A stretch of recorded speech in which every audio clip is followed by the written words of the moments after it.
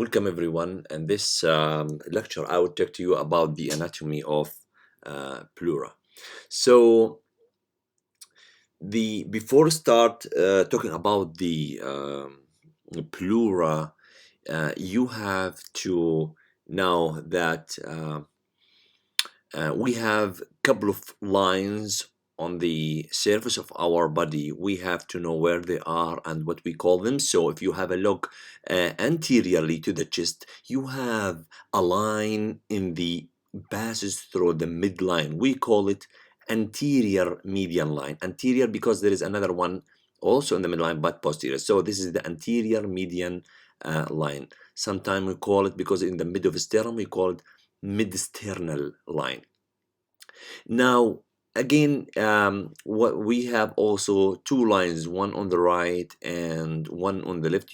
This is the clavicles on the right and on the left. In the mid of a clavicle, I would say, there is a line all the way down. It's called mid-clavicular line, one on the right and one on the left. So you have the anterior median line and mid-clavicular line. Now laterally, this is the axilla. So in the mid of axilla, there is a line called mid-axillary line, and in the anterior border of the axilla and posterior border of the axilla, you have anterior and posterior axillary line. Now let us shift posteriorly here in the figure C. Again, you have not anterior, you have posterior median line. Listen, it's with N, median in the middle. So posterior median line in the middle of the back, just right over the vertebrae. And there is what we call the scapular line, because this is the you see the scapula here and the scapula as well here. So this is the scapular line, one on the right, one on the left, which is I would say, instead of anteriorly the midclavicular line, no, here's the scapular line. So let us start with the pleura. When you say pleura, you have to remember that we are talking about a membrane. It's a kind of a serous sac. So this membrane, or this serous sac, in which it's invaginated by the lung. Look at the lung here. That's, it looks like invaginated a balloon, right? When the fist invaginated a balloon like that. So if you have a balloon and you with your fist you invaginated that balloon, which is similar to the pericardium, that same idea. However, look at the pleura here. Here is the parietal pleura, as you see here. Then the parietal pleura now reflects on the lung itself, and now the visceral pleura. So you have parietal pleura and visceral pleura. Anyway, the pleura and lung, as you see here, located on either side of the mediastinum. Here is like clear. You see here the heart in the mediastinum and other mediastinal structure. So this is the lung that covered and surrounded by the pleura, either the parietal or visceral pleura. So the lung and parietal pleura located lateral to the mediastinum. So as I mentioned, you have parietal and visceral pleura. We'll talk more about that. So let us start just a brief idea now about parietal pleura, because we'll talk in details later about it. So the parietal pleura, as you see here, let me use the blue color. Look at it here. It extends first of all up into the root of the neck, which is not shown here, but shown of course in this figure here. This part of the pleura projected up. We'll talk about it later. And also it lines the thoracic cavity. Again here, lines the thoracic cavity. Not just that, but also it covers the thoracic surface of the diaphragm, because this is the diaphragm, so it covers the thoracic surface of the diaphragm, and also it forms the lateral wall of the mediastinum, right? So this is the parietal pleura. So now it's not like that. It's not this is what about parietal pleura, but we'll talk about it. But let me give you an idea about visceral pleura, in which I will use the green color now. The visceral, you know, the parietal pleura, once reflected on the root of the lung, it adheres and reflected on the surface of the lung itself, and it adheres to it. So it's really stick to it. Even in caliber, you cannot remove it from the lung. So this is the visceral pleura, but not just covers the surface of the lung, but also you see here in the figure, it covers the surface of the pleura, and also it passes or extends deep within the interlobar fissure, because you know the lung has fissures. So the visceral pleura covers the surface of the lung and extends inside the fissures, interlobar fissure, I mean. So now you have an idea. I like to use this figure or diagram here. So yes, you have parietal pleura, and you know that the parietal pleura now reflected on the root, on the hilum of the lung, to cover the lung itself and form the visceral pleura. So this reflection, this point of reflection, called a pleural cuff, or the cuff of pleura, which is like the cuff of your shirt, right? The cuff of your shirt near the elbow or near the wrist. So it's reflected here, makes like a cuff. So again, this figure, you see, this is the parietal pleura outside, and once reflected at the hilum of the lung, now it becomes visceral and it adheres to the lung. And this reflection, you see this reflection, called cuff of pleura, and this cuff of pleura surrounding the structures that you see here.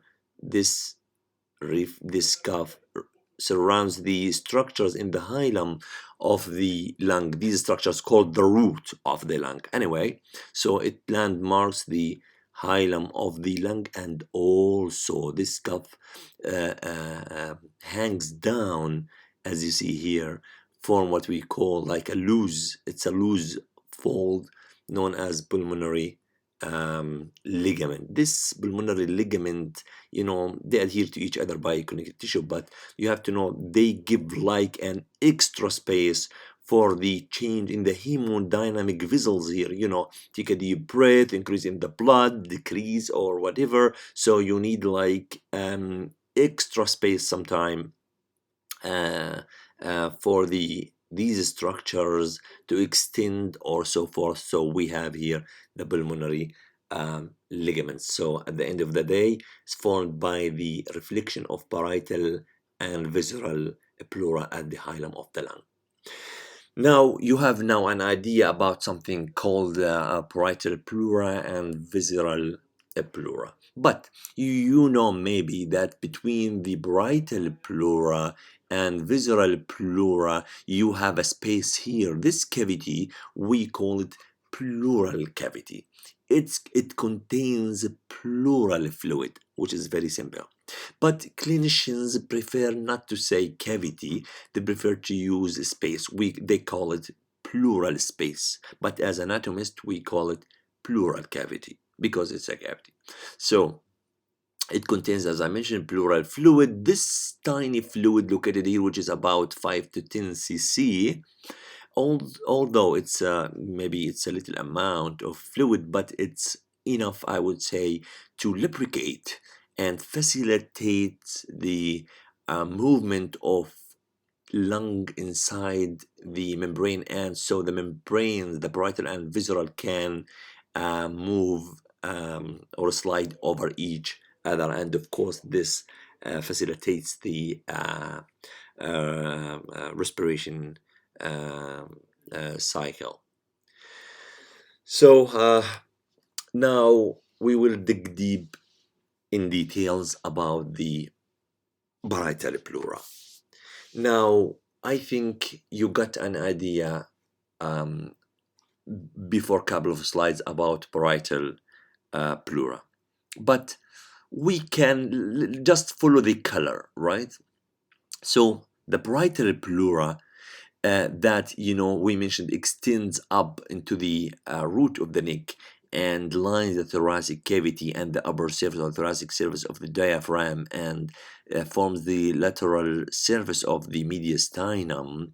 So we divide it, I would say, according to the location, into this yellow color is the cervical pleura. Cervical because extended into the neck. So this part of parietal pleura is the cervical pleura that we'll talk about each one in detail, right? But just let us get an idea. So this is the that extends into the neck. We call it cervical pleura. You can use it. You can put the stethoscope to listen to the sound of the lung. So, and that one with the blue color that lines the thoracic cavity is the costal pleura. But that one that covers the upper surface or the thoracic surface of the diaphragm is the diaphragmatic pleura. But on the other hand, the red one that forms the sides of the mediastinum is the mediastinal pleura. So the cervical pleura, I would use, yes, this color is okay. So let us start with the cervical pleura. From its name, as I mentioned, it extends into the neck. So you remember maybe from a previous lecture about the thoracic cage that the endothoracic fascia that lined or located, I would say, deep to the innermost intercostal muscle, extend the endothoracic fascia, extend up into the neck and thickened here to form the suprapleural membrane. Suprapleural membrane that you see here on the right and on the left. But our part of parietal pleura, that's known as cervical pleura, this part, you see, it lines the undersurface of suprapleural membrane. So this is the suprapleural membrane, for example. So the cervical pleura lines the undersurface of it, right? This is what I mean. So this part, right? So this is the cervical pleura that extends. If you look at it here, this is the first rib. So it extends and the clavicle should be here. So the cervical pleura extends up about 1 inch or 2.5 centimeter above the medial third of the clavicle. Say the medial third of the clavicle also here. So it's above the medial third of the clavicle here and here. But listen, look at the first rib. Because the neck, here is the head and neck of the first rib, because the ribs are sloping down, and here it's clear in the first rib, so the ribs are sloping down. So yes, the cervical pleura will extend up about 1 inch above the medial third of the clavicle, but still it cannot come, it will not come above the level of neck of first rib. This is the level of neck of first rib, so still it's below that level, right? Will not exceed that level. That means it's not something bulged up from here, right? This is the idea that I want you guys to know. So yes, this is the cervical pleura. Now here is like clear, you see this is the medial 1/3 of the clavicle, and here is the cervical parietal pleura. Cervical parietal pleura extends about 1 inch above the medial third of the clavicle into the neck. Okay, now shift to the costal pleura. We mentioned this is the costal pleura that lines the ribs, intercostal spaces, costal cartilage, and of course here the, I would say, back of sternum. Look at it here. So we'll talk more about that. And also the size of, extends here, size of vertebral body and intervertebral disc. Now look at the parietal pleura here, the costal pleura here. This is the shadow of it. Look at it here. The right parietal pleura passes behind the mediastinum all the way, all right? But the left parietal, the left costal parietal pleura, the left one, in the upper part of the sternum, yes, it's behind and parallel to the right one. But once it reached the fourth costal cartilage up to the sixth one, it deviated away from the sternum, as you see here, because of the presence of the heart here. So even this called the pair area of pericardium. You can get to the pericardium and withdraw excess fluid or so forth. We call it pair area of pericardium. You can go there. Not covered. The lung is like not exist here. Even the costal parietal pleura deviated to the left a little bit because of cardiac notch. This is the cardiac notch of the lungs to be here and presence of the heart. So yes, this is the parietal pleura here on the left, shifted from the sternum. Now that was the cervical and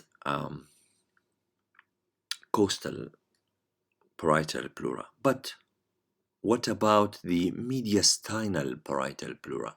The part of parietal pleura that covers the medial surface of the lung, and also at the same time, when you say yes, this is the mediastinum, so this is the mediastinal parietal pleura. When you look at it here, you will see that it forms the lateral wall of mediastinum, and also it reflected on these structures passing through the hilum of the lung. These structures form the root of the lung, right? So reflected on it, encircled it, and then this reflection, the parietal will continue now as a viscera that adheres to the lung itself. Anyway, you know that the parietal pleura and visceral pleura, once they're reflected, they form a pulmonary ligament as well, right? So by this way, you have now an idea about the lung, that it's free from everywhere to move except at the root or at the hilum. So at the hilum, it's connected to a couple of structures here forming the root, right? Look at it here. Parietal pleura reflected now to visceral, form a cuff, pulmonary ligament. So the lung is here. So it's free except at the hilum. So again, this is better view. You see here the costal or costal parietal pleura. Here is you see the diaphragmatic one, and you here see the mediastinal parietal pleura. So this is the mediastinal parietal pleura. He's very clear on the left. So the last one would be the diaphragmatic pleura. Yes, this is the green color here. This is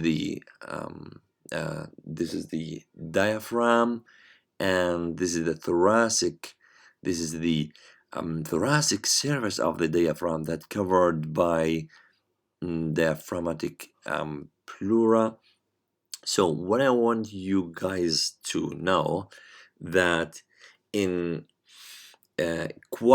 look at the costal, look at the costal here, the costal pleura and diaphragmatic pleura.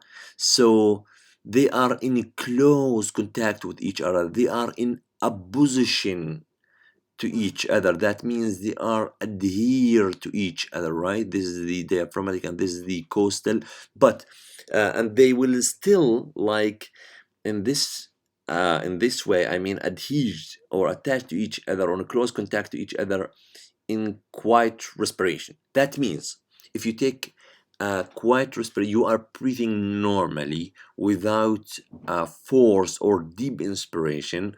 That means the costal and diaphragmatic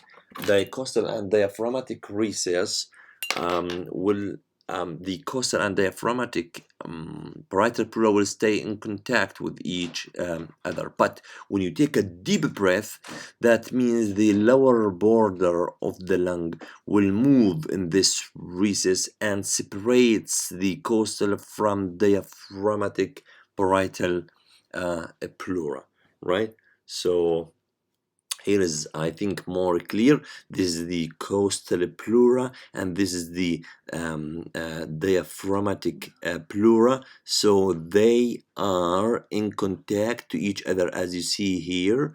So in quiet respiration. But when you take a deep breath, the lower border of the lung will move here and separates the costal from parietal pleura. But this the costal and diaphragmatic pleura, they form like a recess. This, we call it a recess, right? So I think it's clear. This space between the lower border of the lung and the union of the costal with diaphragmatic pleura, this called recess, right? This is a recess here, and there is a recess, and it's called costodiaphragmatic recess. Costodiaphragmatic recess, and here is also the costodiaphragmatic recess. So when you take a deep breath, the lower border of the lung moved there, and you have another recess between the costal and the mediastinal recess. So this recess here, which is very clear on the left because of the cardiac notch, so this is called Costomediastinal recess, right? So back again here. So during the full inspiration, we take a deep breath, so the lungs expand and fill the pleural cavity. But during a quiet inspiration, the lungs do not completely fill the pleural cavity at 4 regions, because listen, you have, as I showed you, you have right and left costodiaphragmatic recess, right? And you have right and left mediastinal recess, right? So there's a space in which the lung can move there, a fluid can collect it there if you want to aspire something, or aspirate something, sorry.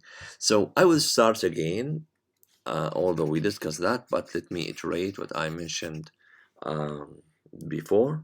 So the costodiaphragmatic recess, this is the costal, this is the costal parietal pleura, and this is the diaphragmatic one. So when they are meet, they create a kind of recess called costodiaphragmatic recess, filled with the inferior border of lung during forced inspiration. And you can see here is the angle, costodiaphragmatic recess and costodiaphragmatic angle, they call it sometime, yes, in which you can see it on X-ray here. This is the inferior border of the lung that fills the on the right, and one on the left fills the costodiaphragmatic recess. So when you take X-ray, the technician asking you to take a deep breath and hold on it, and so you take an X-ray so you can see the lower border of the lungs. Here is, don't care about that, because this is the diaphragm and this is the stomach here, so this is a gas in the stomach. So yes, we mentioned that, and now shifting to the costomediastinal recess. in which between the costal and mediastinal parietal pleura.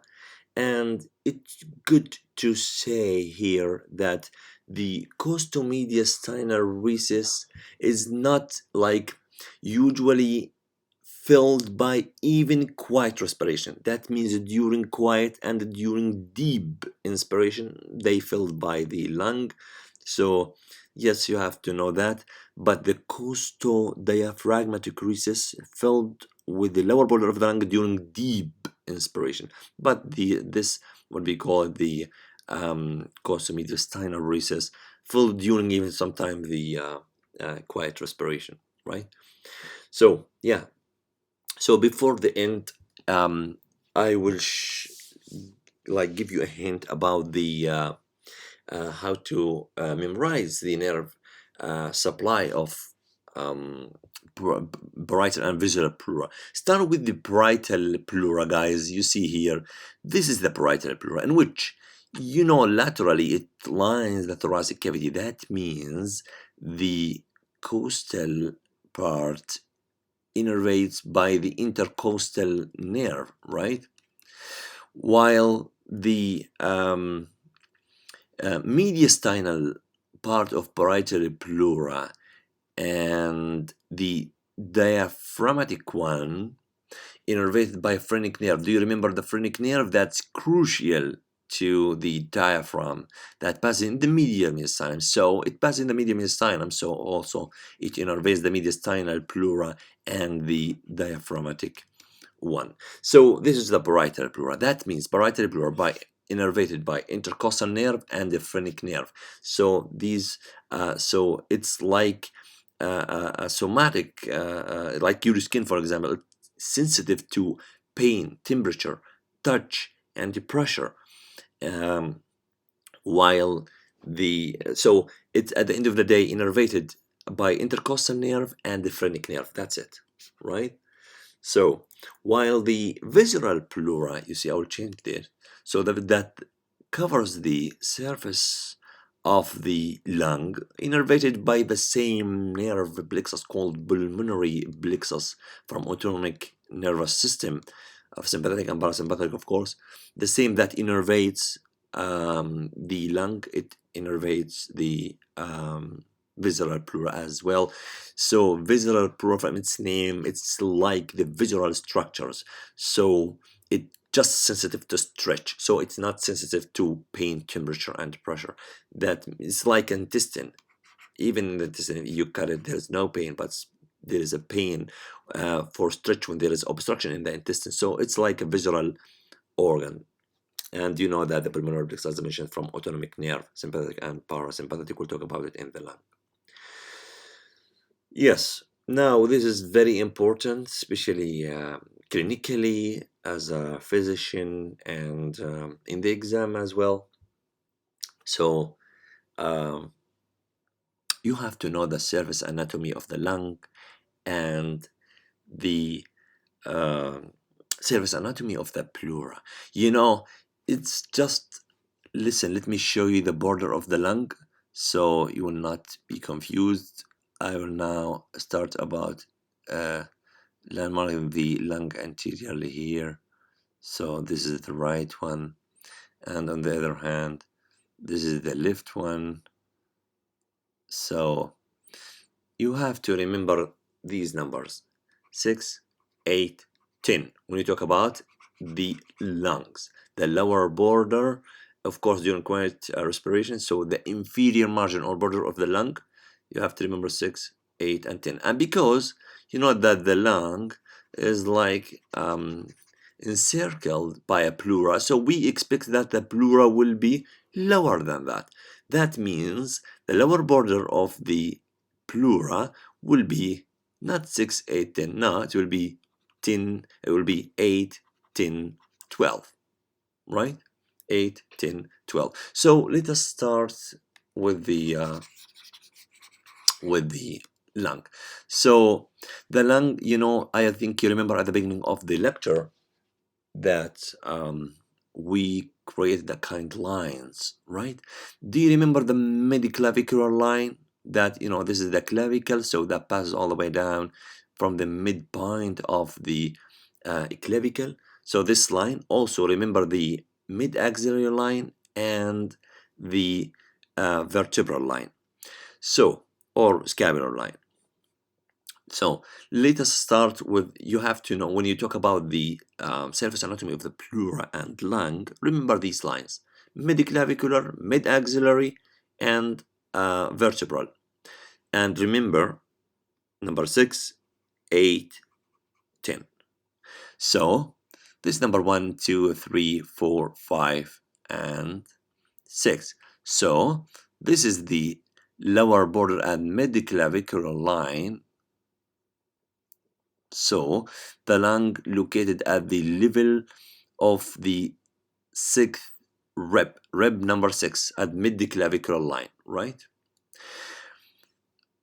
And it's, you know, somebody can say, how can I know where's rib number 6? Well, there's an easy way in which, you know, the mid-clavicular line, you can draw it like on the surface of the body, even without drawing it. But at the xiphoid process, just a little bit below the xiphoid process, is the location of rib number 6. This is number 1. Anyway, so this is number 6, rib number 6. Look at the sloping down of the lower border of the lung. So at the mid-axillary line, it's located at the rib number 8, right? Which is just 2 ribs below the 6th one, right? So from here at the mid-axillary line, guys, so 6, now 8. Now let us move posteriorly. You look at the lower, this is the lower border of the lung, so it's at the level of T10. Somebody can say, how can I know where is T10? I think you know that the lower border of the scapula, if you draw the scapula here, it's located at the T7, right? Right, as far as I remember. So it's a level of T7. So just calculate 3 processes, 1, 2, 3, you reach T10, right?